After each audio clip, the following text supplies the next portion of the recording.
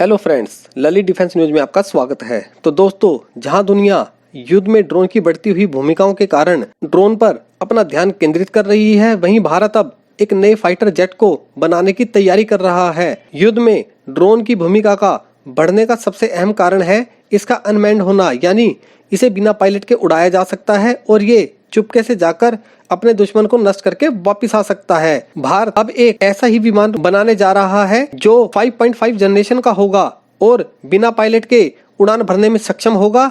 इससे पहले 5वीं पीढ़ी के फाइटर जेट के प्रोजेक्ट को मंजूरी मिलनी है। एमका के प्लान को अगले साल की शुरुआत में CCS के पास भेजा जाएगा। मंजूरी के बाद इस पर काफी तेजी से काम शुरू हो जाएगा। प्रोजेक्ट के हिसाब से ये जेट 5वीं पीढ़ी का होगा। दरअसल टाइम के हिसाब से ही टेक्नोलॉजी बदलती है और बदलती टेक्नोलॉजी के आधार पर ही एयरक्राफ्ट को अलग अलग पीढ़ी का विमान कहा जाता है। जैसे कि 1970-80 में जो एयरक्राफ्ट बने थे उन्हें 4th जनरेशन का विमान कहा गया था। ऐसे ही 2000 में जो एयरक्राफ्ट बनकर तैयार हुए वे 5वीं पीढ़ी के विमान थे। अब आप सोच रहे होंगे कि राफेल तो 4.5 जनरेशन का विमान है, तो यह कब बना? तो यहाँ मैं आपको यह बता देना चाहता हूँ कि 4th जनरेशन के एयरक्राफ्ट में कुछ नई टेक्नोलॉजी डालकर उसे मॉडिफाई किया जा सकता है, जिससे वह 4.5 जनरेशन एयरक्राफ्ट कहलाता है, क्योंकि उसका शुरुआती डिजाइन पहले की टेक्नोलॉजी के हिसाब से बनाया गया होता है। अब भारत 5वीं पीढ़ी के विमान के साथ साथ 5.5 जनरेशन के विमान पर भी काम कर रहा है। यह विमान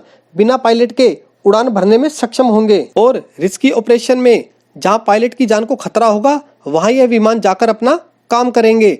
रक्षा मंत्रालय के तहत आने वाली ADA यानी एरोनॉटिकल डेवलपमेंट एजेंसी एमका तैयार कर रही है, जो कि 5वीं पीढ़ी का विमान होगा और स्वदेशी होगा। इसमें डबल इंजन लगाया जाएगा और इसका डिजाइन ऐसा है कि ये आसानी से दुश्मन के रेडार को चकमा दे सके। इसे कुछ इस तरह से बनाया गया है कि या तो रेडार इसे पकड़ नहीं पाएगा या रेडार को इसका पता तब चलेगा जब यह दुश्मन के एकदम करीब होगा, जिससे दुश्मन के बचने का सवाल ही पैदा नहीं होता। अगले साल की शुरुआत तक इसे अप्रूवल भी मिल जाएगा, जिसके बाद इसे तेजी से तैयार किया जाएगा। भारत इसके साथ साथ 5.5 जनरेशन के विमान पर भी काम कर रहा है, जो मीडियम वेट कैटेगरी का होगा। फिलहाल इस वीडियो में इतना ही। चैनल पर नए हैं तो चैनल को सब्सक्राइब करना ना भूलें। धन्यवाद। जय हिंद, जय भारत।